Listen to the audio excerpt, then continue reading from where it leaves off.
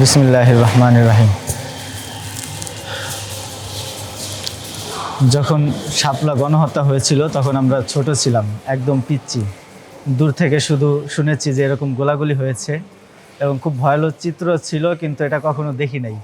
তো এই যে এখানে যে ছবিগুলো আনা হয়েছে, যে দৃশ্যগুলো চিত্রায়ন করা হয়েছে, এগুলো দেখে আমরা বুঝতে পারি যে হাসিনা কতটা হিংস্র ছিল এবং কতটা সে জঘন্য ছিল।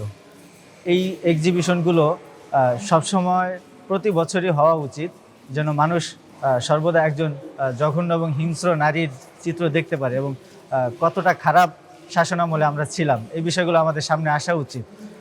এখনও অনেক মানুষ হাসিনাকে ভালো মনে করে, কিন্তু ও কোনো কালেই ভালো ছিল না। এই বিষয়গুলো সামনে আনা উচিত। শাপলা চত্বর এটা আমাদের ইতিহাস। এই ইতিহাসগুলো আমাদের স্মৃতি থেকে বিস্মৃত হয়ে যাচ্ছে। আমরা এগুলো ভুলে যাচ্ছি যে এই চিত্রগুলো কখনোই আমাদের সামনে ছিল না এবং আসে নাই। হাসিনার আমলে তো এগুলো ফেসবুকেও দেওয়া যেত না বা সামনেও আনা যেত না। এই বিষয়গুলো আমাদের সবসময় প্রতি বছরই সামনে আসা উচিত।